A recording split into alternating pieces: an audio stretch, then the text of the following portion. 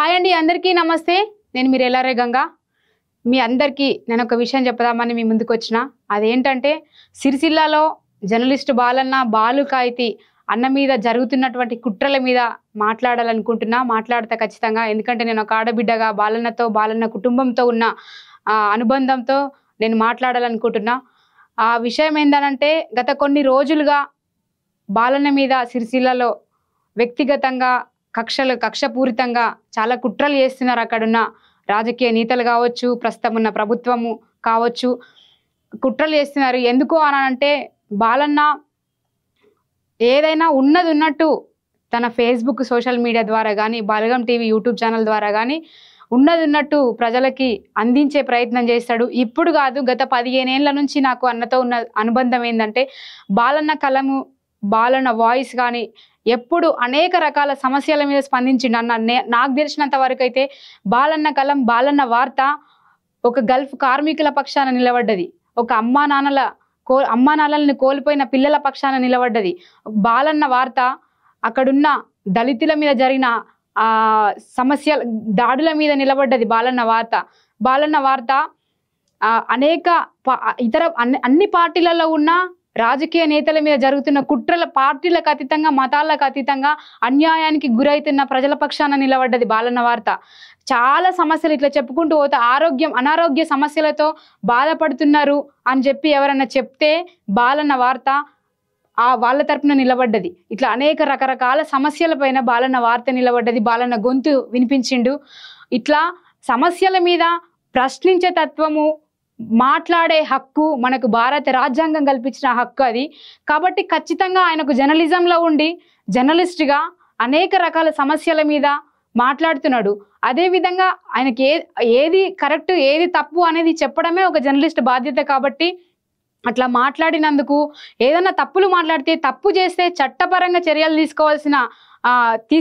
తీసుకోవాల్సిన బాధ్యత ఉంటుంది. కానీ వ్యక్తిగతంగా కుటుంబం జోలికెళ్ళి కుటుంబాన్ని టార్గెట్ చేయడము, జీవితంలో ఒక అట్టడుగు స్థాయి నుంచి, ఒక దళిత కుటుంబం నుంచి, కింది స్థాయి నుంచి ఎదిగి అన్న కష్టపడి ఇల్లు కట్టుకుంటే ఇల్లుని కూల్చాలనే కుట్ర కానీ, వదినని ఎక్కడో 60-70 కిలోమీటర్ల దూరంలో ట్రాన్స్ఫర్ చేయడం కానీ. మీ అందరికీ తెలుసా, బాలన్న వాళ్ళ కొడుకు అనారోగ్యంతో ఉంటాడు. ఎప్పుడు మాకు తెలుసు, ఒక 10 ఏళ్ల నుంచి ఎప్పుడు బాబుతో సఫర్ అవుతూ ఉంటారు. వాళ్ళు తిరగని ప్లేస్ అంటూ లేదు. ఆ చిన్న బాబుని పట్టుకొని కూడా డ్యూటీలు చేసుకొని, లోన్లు పెట్టుకొని, రకరకాల సమస్యలతో కొట్టుమిట్టాడుతూ కూడా మనకంటూ ఒక గూడు ఉండాలి అని చెప్పేసి వాళ్ళు ఇల్లు కట్టుకుంటా అయ్యల్లా ఆ ఇల్లుని కొలతలు చేసి, రకరకాల పర్మిషన్లు లేకుండా అయితే కట్టరు కదా, ఆ ఇల్లు కూల్చాలని చెప్పి కుట్రలు చేయడము, వదిన ఎక్కడికో 160-70 కిలోమీటర్ల దూరం ట్రాన్స్ఫర్ చేయడము, ఇట్లా రకరకాల కుట్రలు జరుగుతున్నాయి. కాబట్టి నేను ఒక ఆడబిడ్డగా, తెలంగాణ ఆడబిడ్డగా, ఉద్యమ జానపద గాయనిగా అన్న సమస్యలతో ఉన్నప్పుడు మేము స్పందించాలనే ఉద్దేశంతో నేను ఈ విషయం చెప్పడానికి వచ్చిన. అన్న పక్షాన ఖచ్చితంగా మేము కౌలు కళాకారులుగా నా వంతుగా నేనుంటా.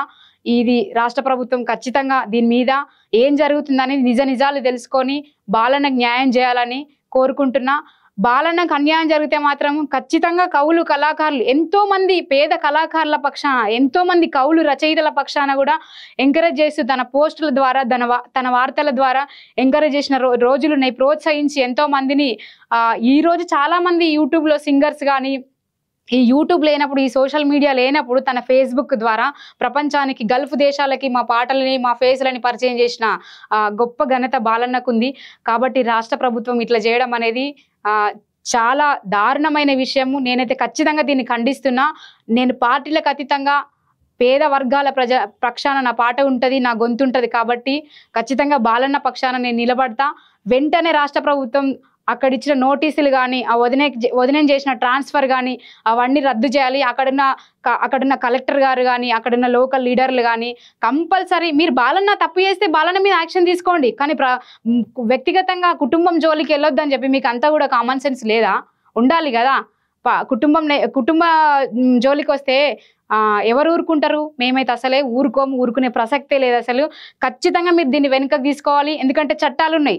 చట్టాలను నమ్ముకొని తెలంగాణ రాష్ట్రంలో ఇప్పుడు కాదు, గత 10 ఏళ్ల నుంచి జర్నలిస్టుల మీద కేసులు పెట్టాలి, ప్రశ్నించిన వాళ్ళని గొంతులు ముయ్యాలి అని చూస్తున్నారు. కానీ ఎంత కొడితే అంత పైకి లేస్తారన్న విషయం తెలుసుకోవాలి. వెంటనే రాష్ట్ర ప్రభుత్వం దాన్ని ఆ కేసులను కానీ వదిలే ట్రాన్స్ఫర్ని కానీ రద్దు చేసి ఆ కుట్రలన్నిటికీ స్వస్తి పలుకుతారని మనస్ఫూర్తిగా కోరుకుంటున్నా.